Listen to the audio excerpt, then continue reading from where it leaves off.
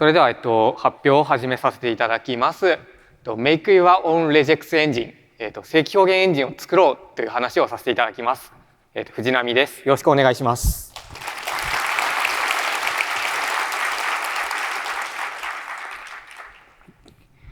まずはじめに自己紹介です。名前は藤波ひろやと言います。で、Twitter とか GitHub は MakeNowJust という名前でやっています。博士課程の学生で、NII 国立情報学研究所の所属です。あと、スターズイクさんで、アルバイトをしています。あと、Ruby コミッターを一応やらせていただいていて、正規表現エンジンの、高速化みたいなことを、やっていたりします。はい。最近どんなことをしていたのか少しお話しさせていただきます。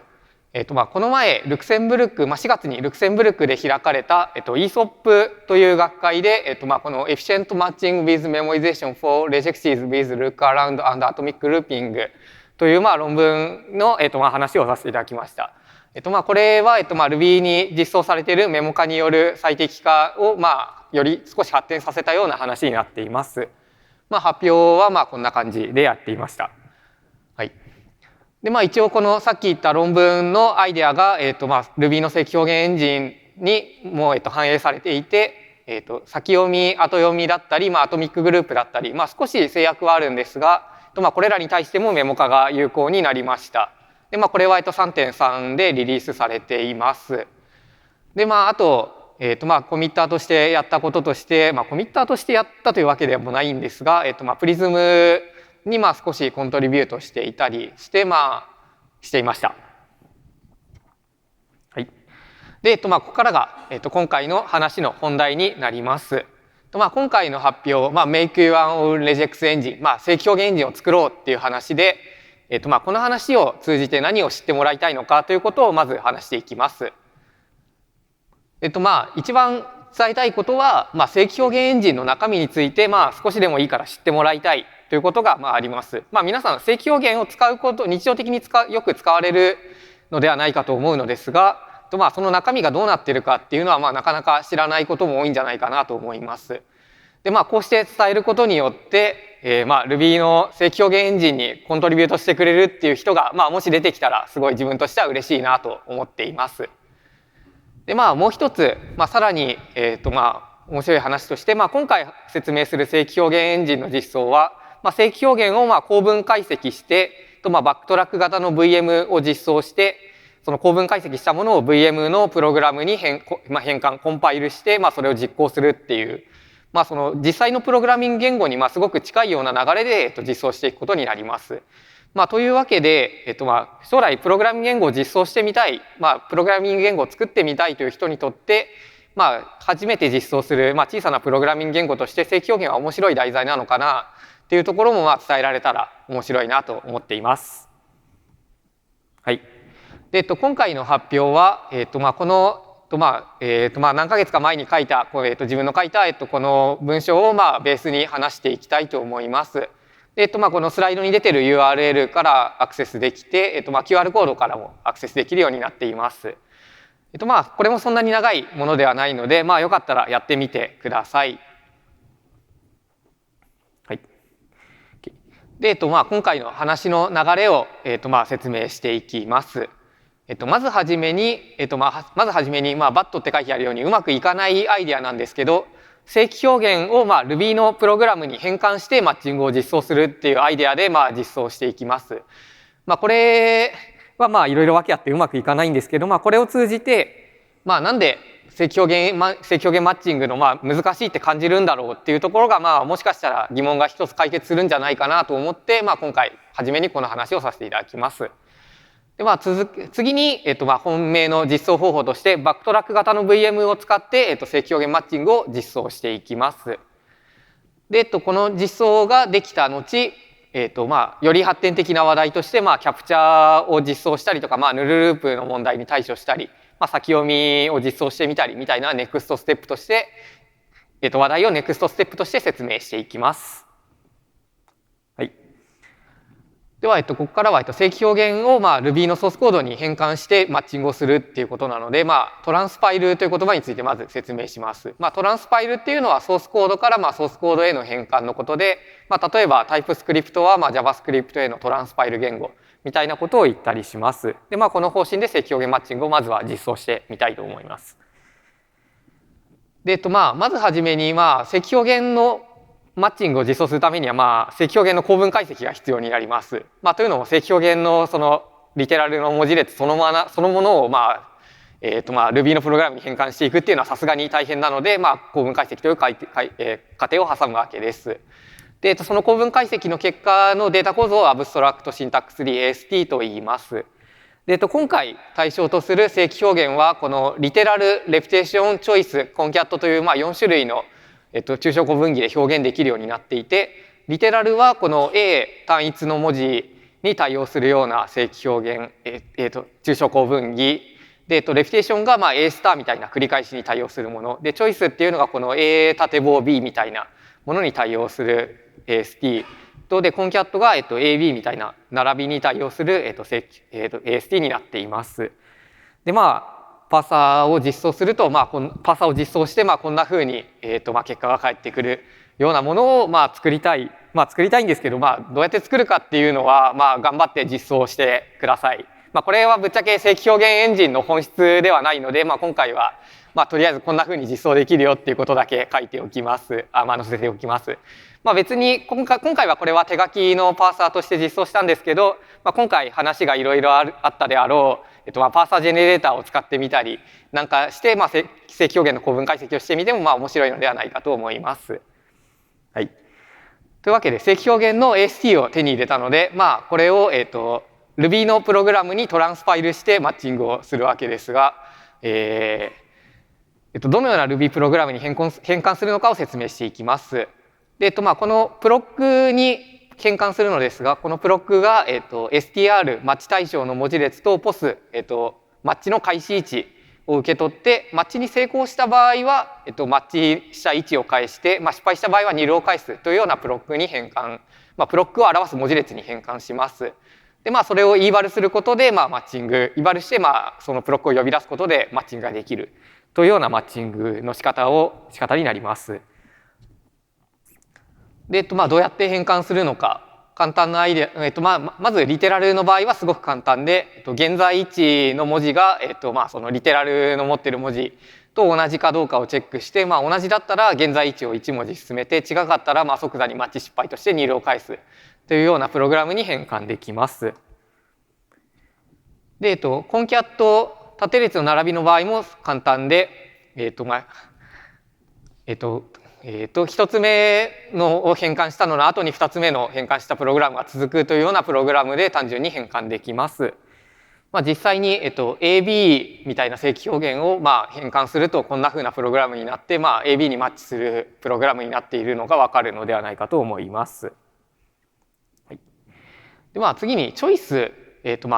縦棒に対応するような変換をどうするかっていうのはこれは少し難しくて、なんでかっていうと変換の中で途中でリターンが現れてしまうので、そのリターンを補足しなマッチに失敗した時に即座にリターンしてしまうので、それを補足しなければいけない。というわけで、左側のやつはプロックで囲って、それを一旦呼び出して、マッチに成功していた場合はその値を採用して、失敗していた場合は、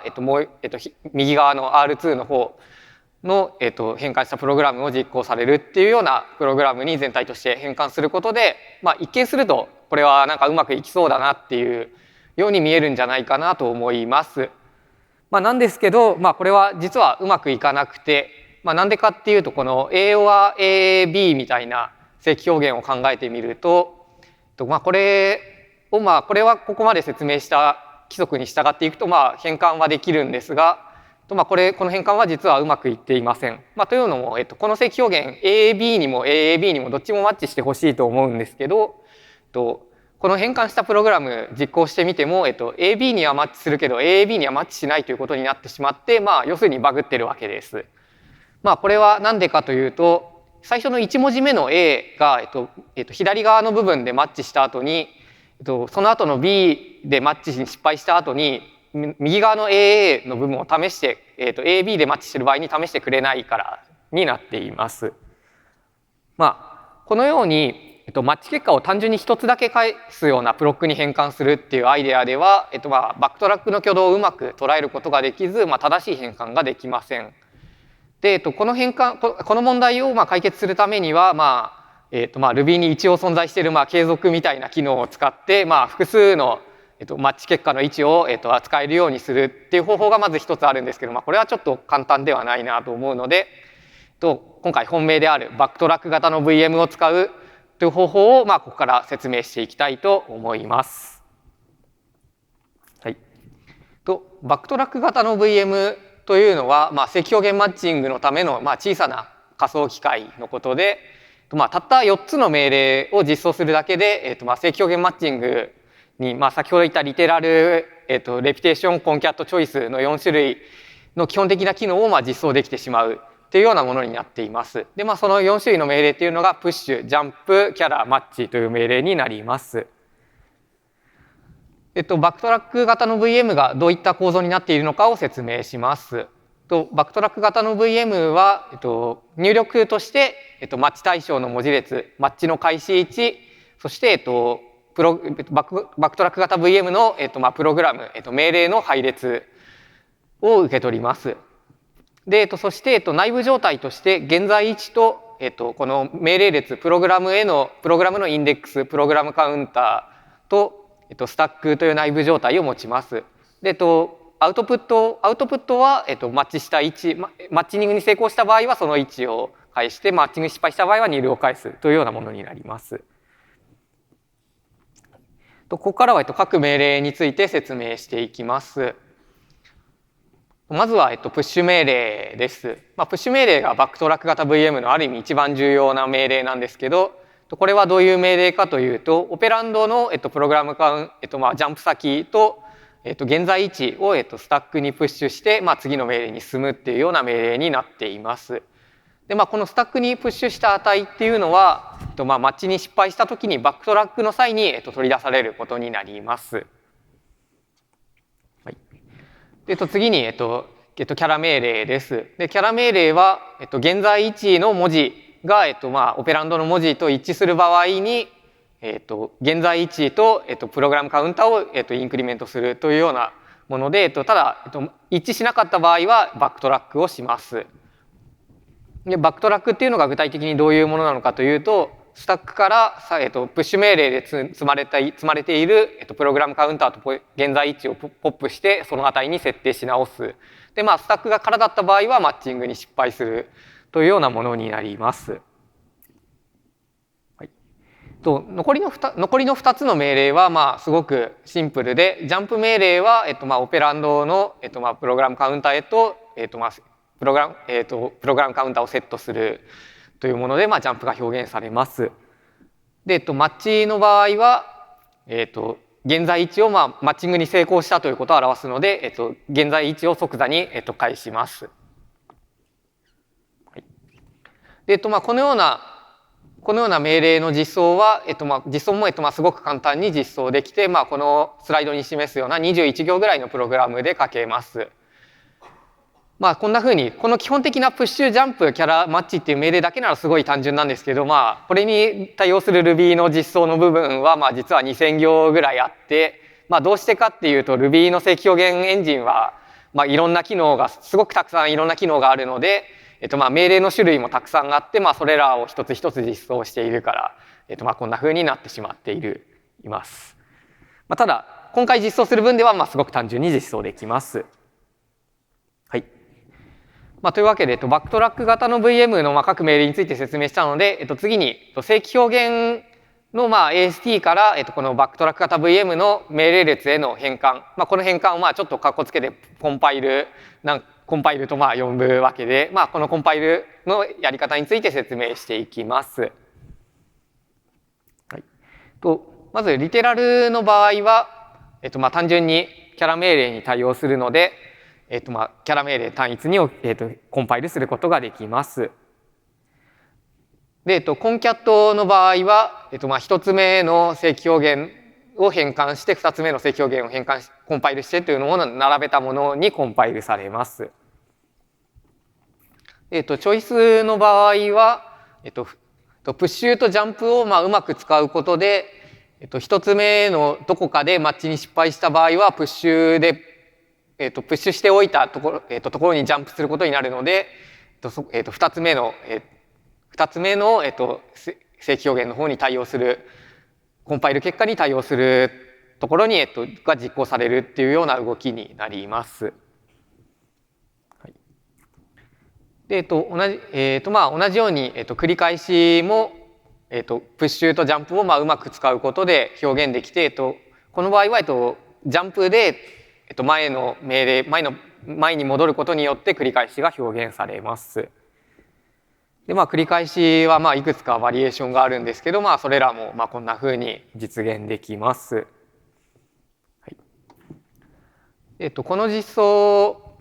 は、この実装は、大体こんな感じのプログラムで実装できて、これも60行ぐらいなんで、すごく簡単なプログラムなのではないかなと思います。はい。さて、ここまでで、バックトラック型の VM と、コンパイラーを実装したわけなんですが、実はこれでもう大体正規表現エンジンの実装っていうのは、完成しています。で、最後に、この、正規表現のパターンを渡して、マッチメソッドを呼ぶと実行できるみたいなものを整理して、大体正規表現エンジンは完成になります。で、ここまでの実行の流れを確認してみると、はじめにパース、正規表現の文字列を受け取って、それを構文解析して、で、その構文解析したものをバックトラック型の VM の、プログラム、命令列にコンパイルします。で、入力文字列を受け取って、バックトラック型の VM を実行するとマッチ結果が返ってくるというような、にして、マッチング、正規表現のマッチングが実現できます。で、この実装したものを使ってみると、こんな風にうまくマッチングできているのがわかるのではないかと思います。はい。というわけで、今回ここまでで実装したもののソースコード全体をまとめると、こんな風になります。見てわかる通り、パーサーが一番長いです。パーサーを書くのが、ぶっちゃけ正規表現でめんどくさいところってパーサーを作るところ、正規表現の構文解析をするところで、残りの部分、バックトラック型の VM の実装とか、その変換とかは結構素直にやっていけばできるっていうのがわかるんじゃないかなと思います。はい。というわけで、ここからは少し発展的な内容を、話していきます。まずは、キャプチャーの実装方法について説明します。キャプチャーっていうのは、皆さんご存知かと思うんですが、正規表現の中のこのカッコで囲まれた部分にマッチした文字列を、マッチングの後から取り出すことができるというような機能になっています。で、このキャプチャーに対応する AST として、この、下のキャプチャーの、IR というものを導入します。で、この I は、何番目のキャプチャーかを表していて、R は内側の正規表現を表します。で、このキャプチャーがどんな、バックトラック VM の命令列に変換されるのかというと、このように新しく導入した、cap という命令を使って、コンパイルされます。で、この cap というのは、そのキャプチャーの状態を記録するための命令なんですが、そのためにバックトラック型の VM に新しい状態として、cap 数という、配列を導入します。これは、この0番目のインデックスが、0番目のキャプチャーの開始位置、1番目の、キャプスの1番目が、0番目のキャプチャーの終了位置みたいなのに対応するような配列になっているので、キャプのインデックスが、かける2したもの、かける2してプラス1したものになっています。はい。で、このキャプ命令が具体的にどんなことをする命令なのかというと、キャプ数配列を、このキャプを現在位置で更新して、その後に、ただバックトラックして戻ってきたときにこの元の値を復元できなくちゃいけないので、スタックにその更新する前のキャプチャーの値と、どこを更新したのかっていう情報を記録しておきます。で、この記録しておくので、バックトラックの際にはその値を復元するような処理を追加することで、キャプチャーっていうのが実装できます。次に、正規表現のカラループ問題、ヌルループプロブレムというものについて、説明します。これは、実はここまで実装したものはこの問題に対処していないので、この A ハテナスターみたいな正規表現に対して文字列をマッチしようとすると、マッチングが終わらなくて、無限ループしてしまうという問題があります。これはどうしてかというと、この、右側のコンパイル結果のこのオレンジの矢印のところが、一文字も文字を消費することなくぐるぐるとループできてしまうので、最終的にマッチにたどり着くことがなく、ずっとそこを繰り返してしまって、マッチングが終わらなくなってしまいます。でこの問題に既存の実装っていうのは当然対処しているわけなんですが、どんなふうにしているのか説明します。で、JavaScript みたいな実装では、空ループがあった場合は、マッチングに失敗とするというか、バックトラックをするというような動きをします。で、Ruby に近い動きとして、他の解決策としては、Ruby に近いような動きとしては、空ループがあった場合は、空ループを強引に抜けるっていうようなやり方もあります。この2つ聞いて何が違うのかよくわかんないと思うんですけど、キャプチャーがある場合に、ヌルループが、キャプチャーがあって、ヌルループがある場合に、少し結果が変わってきます。というのを、例えば JavaScript の場合では、最後の空ループが実行されないので、この2番目のキャプチャーが記録されなくて、アンデファインドになります。ただ、Ruby みたいな言語では、最後空ループが回るので、空文字列が、キャプチャーに記録されていることになります。はい。で、これをどうやって実現するのかっていうこととして、ともかく、空ループを検出しなければいけないっていうことはイメージできると思います。というわけで、空ループになり得るような繰り返しの内側に、プッシュヌルチェック、内側を、プッシュヌルチェックとヌルチェックという新しい命令で囲むことによって、検出できるようにします。で、プッシュヌルチェック、新しく追加した命令として、プッシュヌルチェックがどんな命令なのかというと、ヌルチェックのために現在位置をスタックにプッシュするというような命令になります。で、このプッシュした値は次のヌルチェック命令で使われて、そのプッシュヌルチェックで、プッシュした現在位置から、実際の今の現在位置が動いてなければ、同じだったら、それは空ループっていうことなので、空ループ、各実装に対する、対処をしていきます。で、JavaScript であれば、バックトラックをします。で、Ruby であれば、次の命令を飛ばすことで、ループを強引に抜けるっていうことを、します。はい。で、こんな風にして、空ループは検出して、対処できるわけなんですが、Ruby の実際の命令は実はもっと複雑になっていて、キャプチャーの状態に、すごく依存して不思議なことが起こるっていうようなことになっています。これ、下の例では、3番目のキャプチャーが空文字列で記録された後に、これまで説明した方法ではそこでループ抜けてしまうはずなんですが、ループが終わらず、どうしてかっていうとキャプチャーの状態が変わっているから。で、キャプチャーが変わっているので、もう一回繰り返して、2番目のキャプチャーも記録されて、またキャプチャーの状態が空文字列でループしているけど、キャプチャーの状態が変わっているからもう一回ループして、で、そこから B3 回マッチするっていうような動きをするので、全体として、すべてのキャプチャーが記録されているというようなマッチ結果になります。で、これをどうやって実装するかっていうのは、さすがにこの場では説明しないし、これは実は結構根深い問題があって、これにプラス、先読みとか後読みみたいなものを組み合わせると、すごく、不思議なことが起こってしまうことがあって、大体の Ruby の正規表現の実装は、そのような場合に、無限ループが起こってしまうというのがあります。具体的にはこんな正規表現のマッチをすると、Ruby の処理系が止まらなくなります。はい。試さないでください。はい、で、最後に、今回話す話題としては最後の話題なんですけど、先読みをどうやって実装するかっていうのも説明していきます。VM 型の正規表現エンジンって先読みが実装されていることがすごく多いんですけど、それはどうしてかっていうと VM 型だとすごく自然に簡単に実装できるからなわけです。で、先読みがどういった機能かというと、内側のパターンにマッチするかどうかを試すんですが、マッチした場合でも文字を全体として文字を消費することがないっていうような正規表現の機能になります。で、バックトラック型の VM ではこの文字を消費しないっていうのは具体的にどういうことかというと、パターンがマッチした場合にパターンのマッチを始める前の位置に現在位置を設定し直すっていうような動きになります。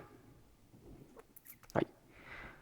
い。でそれを具体的にコンパイルの中でどう表すかというと、こんなふうに内側の正規表現のマッチを始める前にマッチを開始した位置をセーブポスという命令、新しく追加した命令で記録して、でマッチが最後までいったらリセットポスというので、このセーブポスで記録したものを取り出して復元するっていうような動きにようにして、先読みが実装できます。はい。でこのセーブポスとリセットポスが具体的にどんな動きをするのか、どんな命令なのか説明します。でセーブポスは、現在位置を、スタックにプッシュする命令になっています。はい。でそのプッシュした値を使うのがこのリセットポス命令で、リセットポス命令では、セーブポス命令でプッシュした値が現れるまでスタックからポップし続けて、セーブポス命令でプッシュした値が見つかったら、その値に現在位置を設定し直すっていうことをします。このようにこの、先読みでマッチした場合は途中プッシュされた値っていうのは、全て、ポップされるわけです。このように、先読みがなんかアトミックな動きをしているっていうのも、こうやってバックトラック型 VM を実装してみると分かるところなのではないかと思います。はい。他に、先読みにはいくつかバリエーションがあって、その一つとしてネガティブルックアヘッドと否定先読みもあります。でこれも、結構簡単に肯定の場合の先読みと同じように実装できて、プッシュネグ LA っていうプッシュみたいな命令だけど、どの位置か否定先読みのためにプッシュしたっていうのが分かるようなプッシュと、そこまでポップするっていうようなフェイル命令を追加することによって、否定先読みが実装できたりします。はい。というわけで、最後に、正規表現エンジン、きっと皆さん作りたくなってると思うんですけど、ここで説明したことをやってみて、その先何をやってみようっていうのを、少しいくつかアイデアを紹介したいなと思います。で、一つ、ここからの流れとして、簡単なものとして、ルックアラウンド、先読み以外にも、後読みみたいな正規表現の、オペレーターもあるので、それを実装してみるっていうのがまず一つ挙げられます。で、次に今回、キャプチャーの実装の仕方まで説明したので、そのキャプチャーを使って後方参照を実装してみるっていうのも、一つ方向性として面白いのかなと思います。で、最後により発展的なアイデアになってしまうのですが、最適化だったり、高速化のアイデアを考えてみて実装してみるっていうのがあります。具体的には、昨年自分が発表した、メモ化を実装してみるっていうのが一つあったり、あと最初に言ったトランスパイルというアイデアを、VM の命令列、プログラムから Ruby のソースコードへと変換して、マッチングを実行するっていうようなアイデアが、あります。この Ruby のソースコードに変換することでなんで高速化できるのかっていう、実際に高速化できるかは分かんないんですけど、試してみたら面白いんじゃないかって思う理由としては、最近 YJIT みたいな Just in Time コンパイルが出てきているので、Ruby のコードにすることで最終的にネイティブコードになって、実行が早くなるんじゃないかっていうような期待があります。はい。というわけで、これで、自分の話は以上になります。ここまでの話を簡単に整理すると、まずはじめに、正規表現をRuby プログラムに変換するっていうアイデアで、バックトラックの挙動を実装するのが、素直にプログラムとして書くのがどう難しいのかっていうのをちょっと説明しました。で、次に、簡単な正規表現エンジンを250行ぐらいの Ruby プログラムで実装するっていうやり方を説明させていただきました。で、最後にその正規表現エンジンをさらにどう拡張したらいいかみたいな話を少しさせていただきました。はい、自分の話は以上になります。ありがとうございました。